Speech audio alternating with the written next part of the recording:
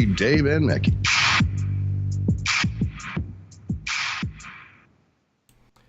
Oh, guess what? Hey, I'm Dave. No Mackie today. In fact, I think he reported to me that he's got COVID. It's not very good. He won't be with us. He's feeling terrible. So, yeah. And look, when I breathe in, all I smell is death. It's not because I'm surrounded by death, because I had that surgery on my nose, and oh boy, it just hurts. I'm going to get on with the intro. Dave and Mackie's shiny side out, by the way, on WZZR, coming to you from Australia for Revolution Radio on revolution.radio, where it's home to fresh, unfiltered ideas and conversations you'll find in the chat room. And it's also a tremendous place to get your merch from. And all the merch artwork is done by another host on the station, and his name's A Mad Painter. If you see him in the chat room, and like I'm in the chat room right now, and I can prove that by saying I can see Jim Jones, Billy Bad Assassin, that's what I'm going to call you. Who else? Batsman. I'm going back in time now, because not everyone continues to post messages, but you can listen from the station's website as well, or many other platforms. Manifestor Susie Q909 is also here with us. Pardon me. And I can't reach to do the cough button if I need to cough either. It's too much work. This is show number, drum roll. Can you believe this? 595. 595 shows. Mackie and I would be happy if we lasted a week or 2 weeks or 3, right? Not 11 years. Crazy. It's crazy. No.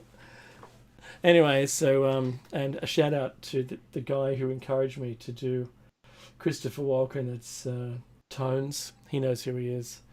And if he ever jumps on and starts listening to our show again, because I think he's moved on in his life, it would be grand if you can make contact with me. Now, you can catch us, or any of the hosts on Revolution Radio for that matter, on air, online, and anywhere on your smart device. So grab an app to listen anywhere or listen everywhere, even on the ISS. I remember one time we were looking at IP addresses and we could see that someone on the USS something or other in the Pacific was listening to us, which was really cool. That was through our IceCast servers. We could see that IP address pop up from time to time. But you know what? You may not want to be anywhere or everywhere when you listen. Maybe you just want to sit in a rocking chair on your front porch with a Grace tabletop digital radio. That's right. You can listen to it on a conventional looking kind of radio with dials and stuff. That's pretty cool. If you missed Solaris's show, that's the one that comes on before us. She does midnight till 2 a.m. Good on her. And we do 2 to 4 a.m. Good on you for listening. She had a great show tonight. She had Robert Treat was her guest, and they were talking about his new book, Grey Skies. And yes, it's alien related. Very interesting. And there was a lot of what he said was something that I'd spoken about in my book. I'd written it down. There it is. It's available on Amazon. Find it yourself. My name is, you should be able to find it. Nighthawk announces it prior to every one of our shows. Thanks, Nighthawk. But you know what? If you don't know who Solaris is, with all of her great guests and a great catalogue of work, it's not that difficult. You can just jump into the chat room. Jump into the chat room and talk to us while we're on air. But you can go in the archives, which are free, and you can just download a whole chunk of the MP3s. Every single show that we do is an MP3 on site, and I also stream our stuff to YouTube. But you can't assure that it's going to stay there, especially if we're talking about topics which, let's just put it this way: don't adhere to the narrative, because when we don't adhere to the narrative, they just get deleted. I'm not in control of that, so lucky there's an archive at the station where we can pull it back I've had many a conversation with a certain chat room person who's supposed to help you with your appeal. They don't. No one listens. It's a bot. And just because we mentioned something about the day before January 7th, if you know what I'm saying, they just delete the show. We just read a report. That's all we did. News report on one of the mainstream stations because we didn't want to get in trouble. But we still got in trouble. You end up with all these marks on your channel. And there was another one where we went against what the WHO had said, apparently providing medical misinformation, which once again, there was none.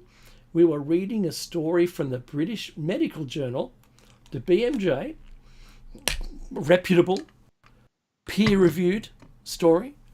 And yet again, we had that also deleted. So, in the interest of keeping our station, our archives in YouTube alive, I'm very careful about how I describe something. And I will never, in any show, in the past or in the future, provide any medical advice. I can give you my opinion of something, but it's not medical advice. I'll never give you financial advice. The same. Never. Never, ever. Well, hey, Acid Trip 69. Hello to everyone in the chat room. So, besides being free, it gives you an advantage to go into the archives and pre-listen to a few old shows of someone that, maybe you heard the bumper for them. You can have a little listen. Hey, actually, that could be good for my friend. Tell a friend. Send them an MP3 and go, hey, here's a show I heard that you might like. If you like it, here's the link to the station. The schedule is this. That show is on at this time. You might like it. Yeah, it's pretty cool. So tell a friend is one thing. Number two, if you listen to any of our shows on YouTube, do make a comment. I'll reply back. We don't have a huge listening audience. It's basically there as an archive for us in case something else happens to the station where we lost, goodness me, as an absolute ton of shows we lost, right? So anyway, it doesn't matter. Next, I'm broadcasting out of Darkinjung country, and I've been to a burning festival. I've been initiated by the local Darkinjung, and also the Daruk people where Meki lives. I've been initiated into there and welcomed into their land to walk around barefoot, enjoy what there is, look at the sights, understand what it would have looked like without all the housing and the roads and the paths and in fact in Daruk people country where Meki is normally, some of those roads that are there actually follow the native paths, which is really interesting because when you walk down there, you can just imagine this is from one place to another. This is where people had always walked because it was the easiest path, or it took you via water or food sources. Very interesting. So wherever you live in the world, try and learn more about the native inhabitants and what they might have eaten, what they might have hunted. I suspect that's the same thing, but maybe there's some plants of flora and fauna over the time, what's available now, and where would the things grow best if society fell or tipped upside down. Maybe that's something you really should be doing. Anyway, because I understand where I'm broadcasting from, and so does Meki, we as Shiny Side Out acknowledge the traditional custodians of the land. And we pay our respects to elders that have been, that are current, and any that might still come up in the future. Oh, that's great. AT69, he says he's listening from Wallamatigal land. Oh, that's really cool. So look, I know there's very little as far as food looking plants in Australia. Most things don't look like they'd be food. Anything that is food doesn't look like food, and anything that isn't food looks like food. You don't eat the things that look like food because they'll probably kill you. Everything that doesn't look like food can be prepared in some way, shape or form. I know there's tons of witchetty grubs on the hill that I live on. I live on a convex slope, and it's just the right kind of soil drainage to sustain them. So that and all the introduced dandelions that pop up in the springtime, well, they're still there. The rootstock is still there, and you can boil the root as tea or eat the leaves like lettuce. It's actually pretty good for you. So look, do I have a producer today? Message me if you're producing, because I can hear a sound every once in a while coming through. So maybe it's someone that is working in behind the scenes. All right. So now I'm going to say, look, I'm sure we all wish Meki well. The COVID isn't good. It depends on all of your other secondary and tertiary ailments about how well you get through it. I know Meki is absolutely healthy, eats healthily, supports his immune system. He does absolutely everything he can to get through. So we're just hoping that the things that you don't want, number one, long COVID. You don't want heart muscle damage, even temporary, because it doesn't repair. All the other muscles in your body get better, not your heart muscle, not so much. So if you can get through that, that's better. So as a pair of invalids, at least my knee is better, my back is better, touch wood. I've got no more ailments. I've been taking this thing called astragalus. It's the root of a plant, and I take it in dried form, and it grows back your telomeres. It produces telomerase when you consume it. Well, your body is triggered into producing telomerase, I should say correctly, and it's been identified as an anti-aging plant because it does grow back your telomeres. And if you know what the 2009 Nobel Prize for Medicine winner, if you know how old they were, but if you see the lady, you'd be flabbergasted that she was nowhere near looking the age she was, and that's because she was self-medicating TA65, which was basically the name of the 65th trial of this concoction that they'd made, where the active ingredient, apart from the emulsifiers and the liquids and the, trying to keep it in suspension and something for longevity, for shelf life, apart from all that, the active ingredient is astragalus. So if you type in NIH astragalus, one word,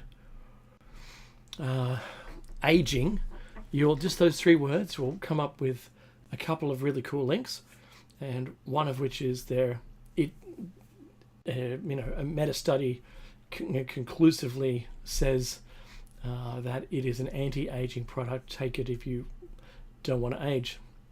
And it's only we still have a that's exactly right. Astragalus tea is yummy, says Manifesta Susie Q909. So that was one of those things that was really important to me, was to try to find something that I could consume, and in the hope, hopefully, that I could arrest some of that depreciating telomere damage. And I've actually been able to get back my eyesight from, when you hit 50 and it starts to, maybe you're not as lucky as me. Mine, I went all the way, I think, to about 52, where my arms needed to be longer just to read my phone. Now I don't have to do that at all. I'm not, this is medical advice, just not medical advice at all. I promise I'm never again. This is just my personal experience. So I started taking this, and I noticed through about a whole year it took for me to be able to, through exercise, be able to get my eyesight back.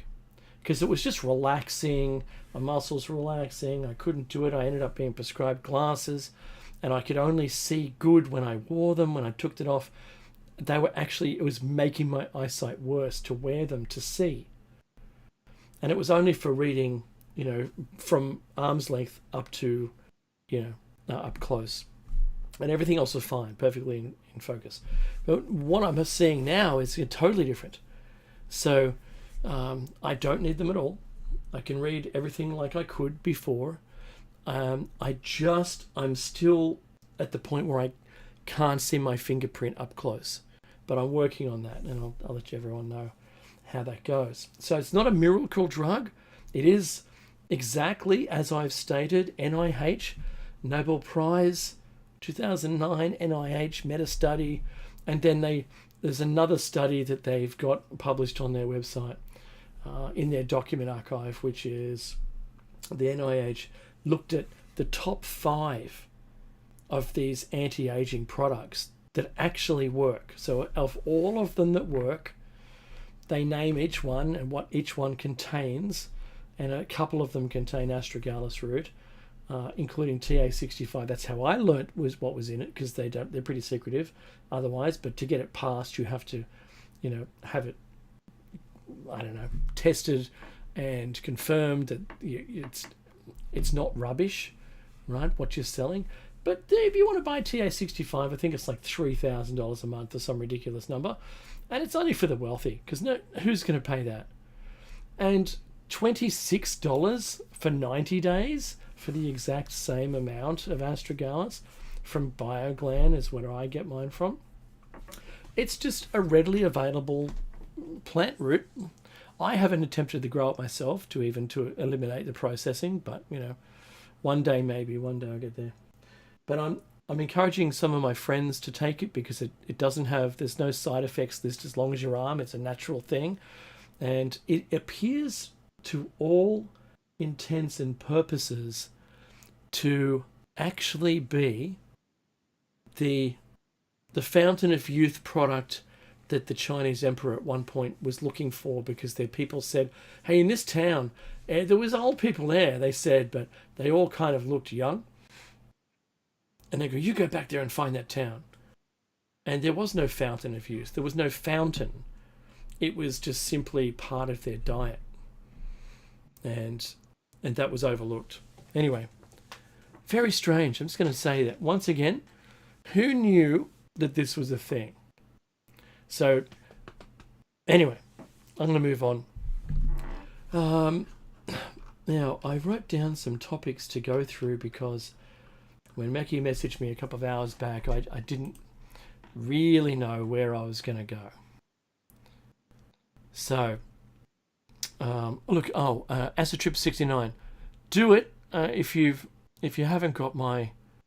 I'm sure you can find me on Facebook if you're on Facebook, or Instagram if you're there, and message me there and let me know how you're going. All right.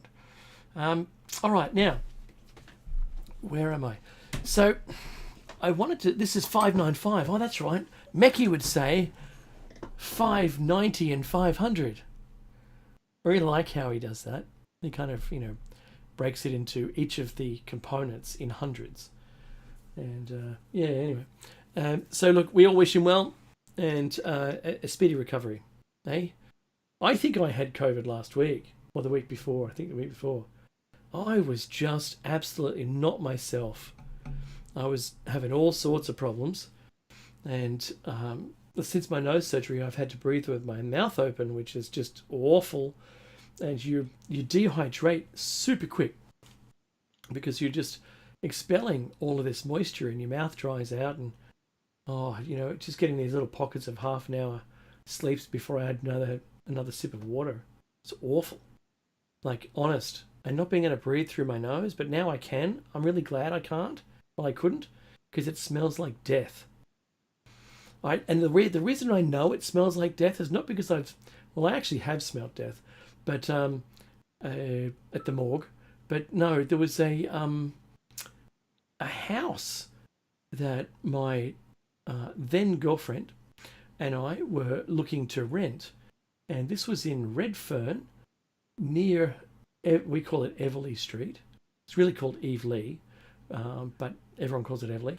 So near Everleigh Street, and the security on the place was huge. Had bars on all the windows and shutters, and the fences had glass set into the concrete on top of the brick wall. Oh, right. And it was a really nice place. It would have been nice in its heyday before all the security thing happened, and it was really super close to the city. I mean, you could walk, and there was when we pulled up, the real estate agent said, "Here's the keys."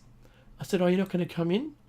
And he just shook his head like a chimpanzee shakes their head in an overreaction statement of no.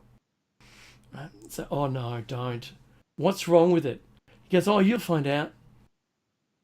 Oh, so I unlocked the screen door, slid the key into the second door's lock, and turned it, and immediately upon pushing the door open and the vacuum of the house being completely closed, as soon as that blew onto me, I just went, that's not right. And I dry reached a bit, but I pushed through and I had a look at the house, and the smell got worse as I went upstairs. And I came back, and this was the middle of summer. I mean, it was like 40 degrees Celsius, right? And so I've come back to the real estate's car, and my girlfriend's in the car at the time. My girlfriend at the time was in the car. And when I got in, the real estate agent wound the windows down, and Belinda's going, "What's that awful smell?" I go, "Oh yeah. I'm not sure we're going to... How long that I just said to the real estate agent straight away, I said, "How long has the house been vacant for? Because that would give me at least how long has it been since the person was removed from the house." And he said, "Oh, about 6 weeks." And I go, "Okay. How long was the body undiscovered for?" And he goes, "Well, I don't think we're quite sure." No. There would have been maggots. I'm just going to put it there. There would have been maggots at that point because it was awful. Oh, man. It's just so terrible. And, I'll never forget it. It's a smell that you absolutely can't get rid of. I don't know what happened to those clothes, but I think we just put them in the bin because washing them didn't make the smell go away. Anyway, that was a really fun expedition to try. We actually found another place, thankfully. There was another one that had that upstairs was all foiled. There was foil glued to the wall, like I don't know, wallpaper, and that's just the way the room was. All the windows were foiled over, and my immediate thought was this was a growing room for hydro, and there would have been, more than a dozen hooks in the ceiling for where they had hung these lights up. I've seen pictures of this stuff on the internet. I know what I'm looking at. And I got back in the car after that visit to that house, and I said, "Well, the layout's a bit weird, and especially with that upstairs thing." He goes, "Yeah, I know." He goes, I said, "How long is the lease for?" And he goes, "Well, at least 2 years." And I go, "Really? Is that how long they got?" He goes, "Yeah." They got 2 years for a commercial quantity. And I thought, wow, that's pretty good. So would they own it? Now they're just subletting it while they're in prison? Yeah. Oh, good. That's great. Are people going to come knocking on the door? Because I had never thought about that. Yeah, all times of the night. Who knows? Who knows what's going to happen? It's very funny. Anyway, I've got a lifetime of very crazy things that have occurred in my that I've been party to one way or another, whether it was me in my own stories or things that I've happened into. There was one day I was walking home. From work, and about maybe 6 doors up from me on my side of the street was a guy. I don't know where he worked. I can't explain it. But there was a van parked across his driveway, on the road and the side door was open. That was my first immediate visual. Like, oh, he must have workmen there or something, right? The suburb was reasonably nice. It was inner west. But my first glimpse of this fellow is him and two mates are trying to carry what looked like a rolled up rug and put it in the car. Now, I've rolled rugs up before, rather large ones, and they don't sag in the shape of a person inside it. Does it make sense? So between the two end persons, there was the definitive bending shape of a human physiology. Right? And I looked at the shape, and I've just looked down. I'm just walking. I see nothing. I know, Schultz mode, right? I see nothing. I know nothing. And when I got to them, they'd wrestled it into the van awkwardly, and while I didn't pay attention to it. And then I looked at the guy and I thought, if they're doing this to someone, I don't want to be the next person. And he goes, "G'day," and I go, "G'day," and I just kept walking like, oh, I didn't see nothing. I didn't care. It may as well have been Fat Tony and his cronies doing it, right? I don't know who this guy is. He wasn't Fat Tony. But I don't know. Is it a mob thing? Is he the cleaner? Does he have to, clean scenes? I don't know. I didn't want to know. And I just kept walking. I just kept, no, I'm sure it's just a rug. It's just a rug. It's just a rug. There's nothing inside it. But I know I was lying to myself. I just completely know I was lying to myself there. But anyway, funny as that was, I got heaps of stories, but I'm not gonna bore you with the rest of those. I did end up telling a friend of mine that story, who, so I ended up knowing through another event that occurred. I won't go into that one, and he said that that person was known to the police. So it could have been, I gave the approximate details, so if they wanted to follow it up, if there was something that they could have chased, they could have, but I just didn't want it to be me. I don't want to be in the stand testifying that I saw something, because, then you've got there's a mark on you, right? And I don't want any of that stuff. But, I don't know where, this was a long time ago now, like 20, 25 years ago. So nothing to see here. Move along, right? I wanted to say this crazy thing, right? So there's so much media on UFOs now, and I know it was the previous show topic as well, but I don't want to cover much of it, except for the same question comes up. I've got friends coming out of the woodwork, and they're sending me videos that I've already seen, and I don't think I can learn another thing on it, because there's nothing new. It's all just kind of the same things again and again.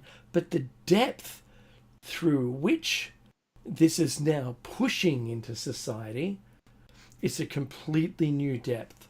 Before, it was 5%. 5% of people knew about it, believed in it. There's probably 10% that knew, that didn't believe, and then there's the rest that just couldn't. It was never part of their life, their home, shops and work. It was never part of that. So they really didn't care. Is it going to affect me? No, right? Blinkers on. Don't have to worry about that. So now I've got people that, at least one guy today messaged me from 40 years ago. Have you seen this video? Yeah, I have actually. And I put this same question to him as I have to everybody, and certainly this audience. And if you're listening to this on YouTube, please ask the same thing of your friends. Why are they telling us, and why now? Why is it important to tell us now? Just ask yourself, it's rhetorical, ask yourself what could possibly be the reason for them forcing themselves to having to tell us this now. Because it's not willingly. Let's put it that way. If it was up to them, so that's the powers that be, those who control the information about, well, let's call it UAPs and non-human intelligence, and what's the other new one? Non-human biologics. If it's up to the people who control those three items, they wouldn't tell us anything. I still think that they're in fear, number one, of a collapse in society. Should they tell us the truth? Of course, I think everyone of that initial 5% that I mentioned already has a pretty good grasp of it. So at least 5% of us are still going to go to work. Right? The people who heard it, maybe believed it, but really didn't care, of another 10%, I think they don't care now. I think it's the same. Oh, that's just really old. What are you telling us? All the people who had their blinkers on, surely. I don't know. I can't speak for them.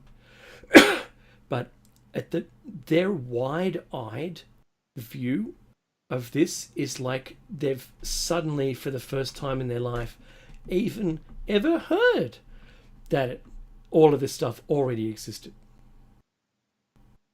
And it's only because we have irrefutable proof and testimony from people who are military observers, have got nice and close to it, that it could be something, right?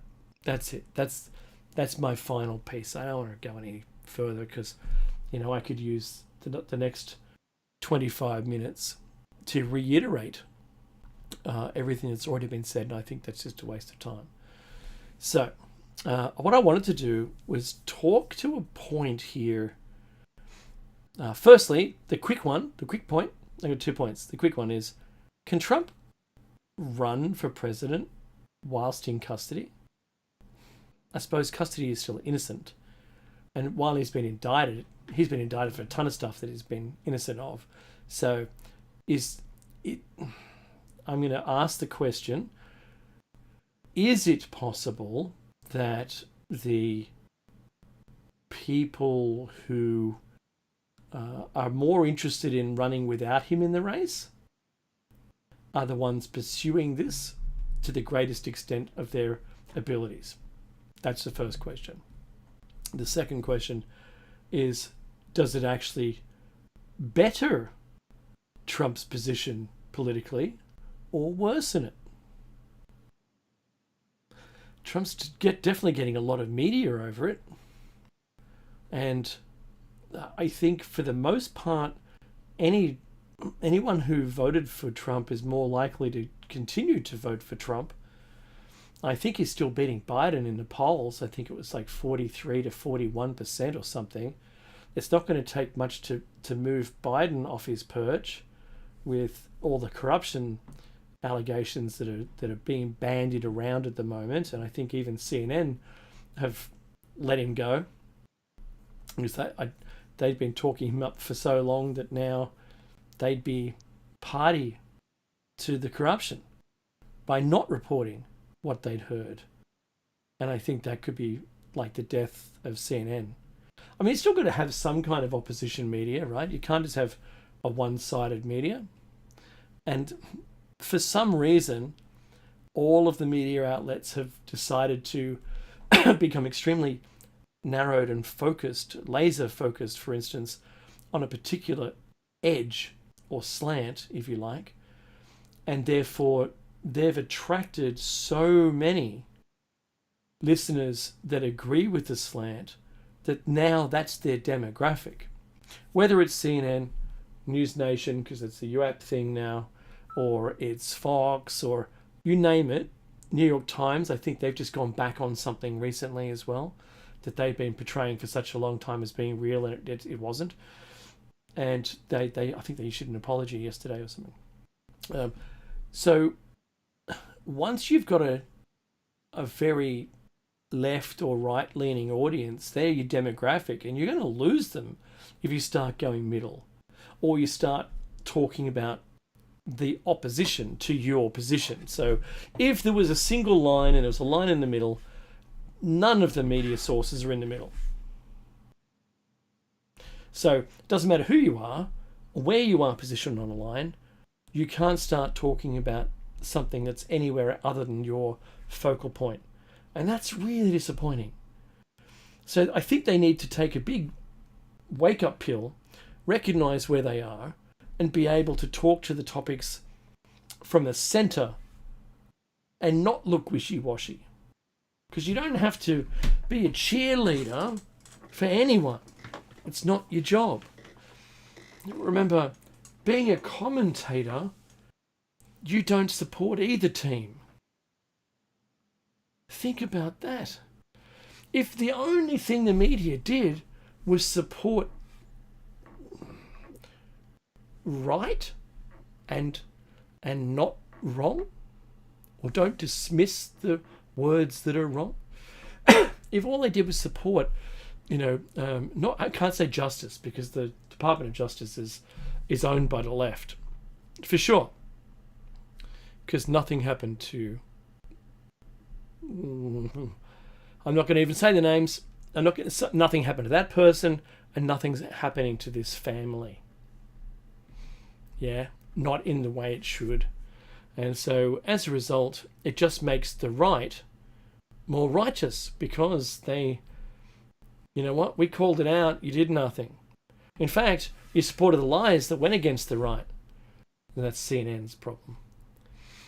And so that's really bad. If you can only imagine what it would be like to call out something that was incorrect and without a retraction, and then double down on it, and then when questioned, avoid the answer, like it's the plague. That's what, too soon. So if that's all you want to do, is just continue to support a narrative that doesn't really exist anymore, and it's only being held by you. What happened? And they've got sponsors. And one of those sponsors is the topic of my next point that I'm going to make. I've got, what's that, 29 minutes? No, 19 minutes. So I wanted to say this, and I'm not going to cancel my YouTube channel by saying the wrong thing here. So I'm going to talk about a topic that I call amplified hysteria. All right. I swear I can hear someone breathing on this channel. It's probably my, if it's my CIA handler, flick me a message. All right, just let me know it's you, because I'm sure I've got one. I'm sure the psychotronic programming is working, and the social media, the social steering is occurring, and I'm a happy little Vegemite. This is an Australian term for you're obeying the rules and doing the right thing. I'm sure I'm all of those things. And thank you to whoever you are. But anyway, just going to say amplified hysteria. All right. Whereby the masses buy into the frenzy via government messaging. I mean, it's golden. In history, we've seen the same thing. There's been some people in history that may very well have used government messaging, and I'm not going to mention it, right? I'm not going to say who. You can extrapolate for yourself who this is and apply it historically to any event where you now can work out these details for yourself. All right, so the masses buy in to the frenzy via government messaging. But the change recently was in a short, sharp, fascist-styled, do the right thing, turn a friend in, kind of, by following our message, you are the righteous. And it's the third time I use righteous. And those against are enemies of the state. Does that sound familiar? Type something into the chat room if you just type the name of the thing or the party that might have said something that would align to that statement. And let's remember, I'm talking about amplified hysteria.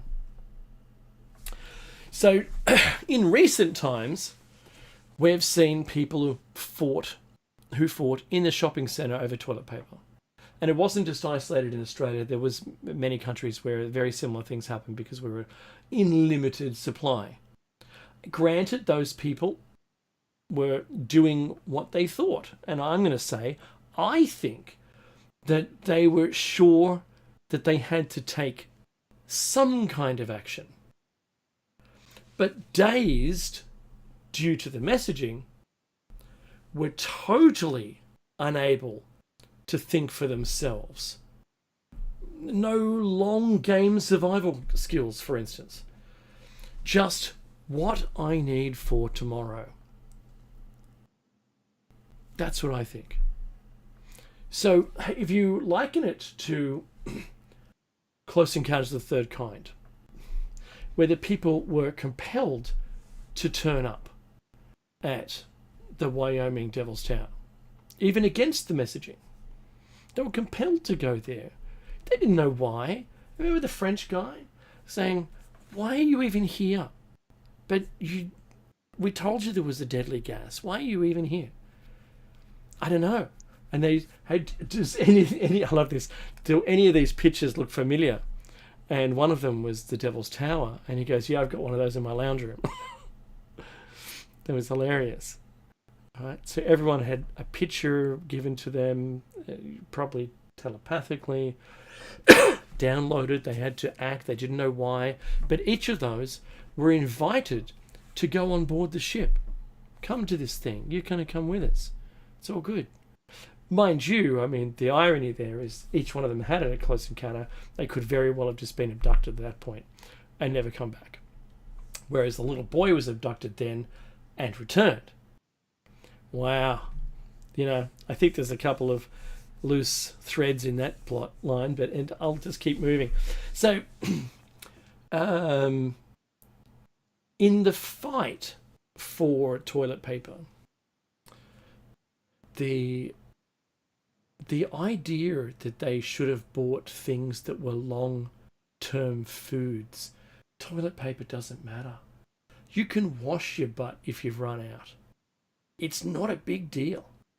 If you're in lockdown, who cares? Just wash your butt. Right? Use less, maybe. Don't wrap your arm up like it's a mummy from Egypt with your toilet paper. Bit of waste of toilet paper. So don't do that.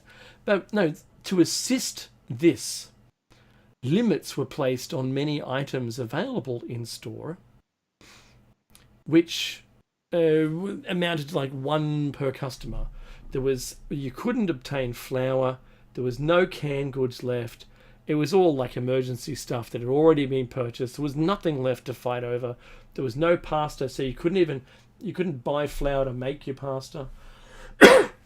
But what's really weird here, in a lot of the American media, I was watching people fill their shopping carts up with bottled water, as you would if there was a hurricane or something like that, because you guys are used to having natural disasters like this, tornadoes or earthquakes, I suppose. The hurricane thing is a really big one, because that can wipe you out for a long time. Electricity can be down. You may not have any water. The pumps won't be working to put them up into the local water towers to give you the water pressure you need. I don't know how many people in America are drinking from harvested rainwater. We've got a rainwater tank here of 10,000 litres. So, we didn't run out anyway. But I'm going to say, because of that, in Australia, we weren't really buying all that much bottled water, which is a really interesting thing. There was a lot of soda, like soda pop. It was more, we call it soft drink here. So, yeah, crazy. So, if I had to give points to anyone, it would be the execution of the plan for COVID was nearly perfect, despite that it was seemingly rushed. they hit all the right marks from a historical perspective. The only thing they hadn't done in advance was groomed the children into becoming, children of the party. I don't want to say any bad words in advance for that to happen, but they were able to have people hate on friends who didn't play the game. They were able to, I think the government was equally surprised at the amount of toilet paper we were consuming. But then there was a huge purchase spike and then a huge purchase lull where all those stocks had to run out before people would come and buy some more. And so that was pretty abrupt. I didn't know it, not just me, Meki, or anyone, but the experts hadn't seen that coming. But from a point of view of having an application that can now track you officially, which I actually still have on my phone, I think, the government put money into websites, and then we ended up with temporary money given to us by the government, which if you didn't use in a certain period just expired. That was to, once everything opened up, go to the movie theaters or go out to the restaurants, spend these vouchers. I'm going to give you vouchers. That to me was an experiment for the Great Reset coming. Little tiny experiments here and there, pockets all around the world. Very important. Now, because that's one of those things, limiting your movements is another thing. Then we had piled on to the Great Reset. I'm just pushing forward because I've only got 7 minutes. We had pushed onto that climate change.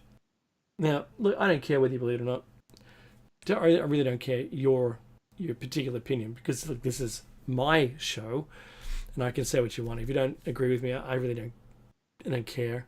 I wish you did, because then you'd have my knowledge about how everything's still changing from the last time the freeze happened, and we're still in a thaw, and until all of the mountain peaks are devoid of ice and we've lost our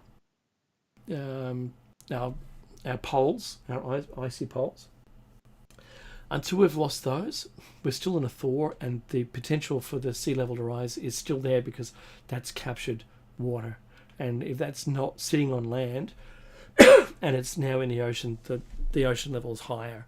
So, and geographically, you can see where the last tidal sea levels were, and I think we're still working our way up to those, regardless of what we do and what we say and how much carbon we burn. It's all a ridiculous statement. It's totally ridiculous. So, something that was really interesting that I saw this week was Canavan, who's one of our parliamentarians, was asking some representatives from a certain company about the ability of their product, look how careful I'm being, to eliminate or reduce at all transmission. And they were not able to answer the question, despite the CEO of a certain company tweeting back in 2021 that it was effective against transmission. But apparently, internally, they had zero proof of it. And these were part of the deal and part of the overall messaging, part of the government messaging, and part of what was being used to bolster the use of the product. And if there is no proof at all that it reduced transmission, then, or acquisition and transmission, I suppose, then there looks like there's an opening here because of bad advertising of a product, that there's a lawsuit against them for false advertising a product. Isn't that really interesting? So I just think, I don't think we've seen the end of it, But if the UAP thing ends up being Project Bluebeam, as a lot of my friends are sending me info on, and I said, yeah, I'm across it, but watch out, Mockingbird is still a thing. So if you know what Project Mockingbird is, that was a definitive misinformation campaign, department set up. And look, whether it's still going by that name or it's just now Department Number X, I don't really care. But I have to say that I'm sure those things are still in place. I'm sure those activities are still rife. I think we're getting programmed or steered. You heard me, social steering. I believe social steering has been occurring for a number of years now, pre-COVID.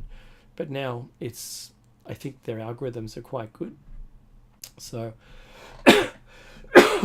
just reflect upon, in the last few minutes before we get to the show topic after the break, which is Confusion of Languages, Part 6.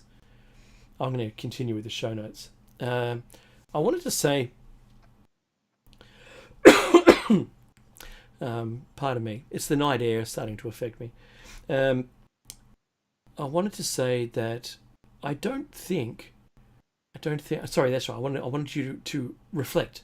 So reflect upon what you might have seen as a news feed like 2018, 2017 to what you see today. Think about the difference that is there. I see maybe even up to 5 years ago.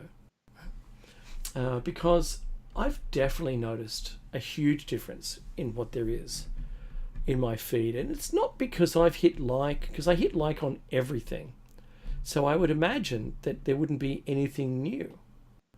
I know that I've seen a post that it says my friend posted and I didn't see anything in their feed. And when I spoke to my friend, they said they didn't post it. So it's fraudulently looking like it appears to me as though my friend posted something and it wasn't. It was just not at all. And how many sponsored links do you see now? It's such a waste of time. It's a time waster to go on to any of those platforms for me anymore at all. I'll look at a couple of headlines and that's pretty much it, or I'll post something of mine. But anyway, social steering's the thing. I believe that the Great Reset is fully under swing, in motion, and we'll start to see living wages, etc.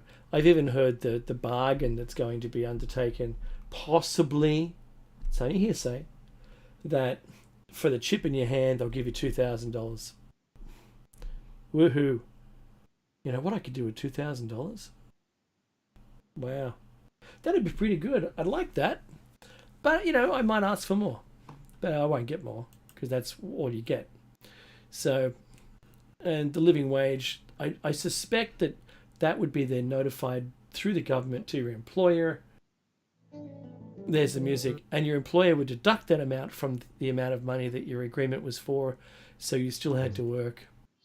Anyway, I love you guys. Stay tuned, and I'll see you after the short break. And if you're listening to this on YouTube, there's a new stream for the second hour. Take the time to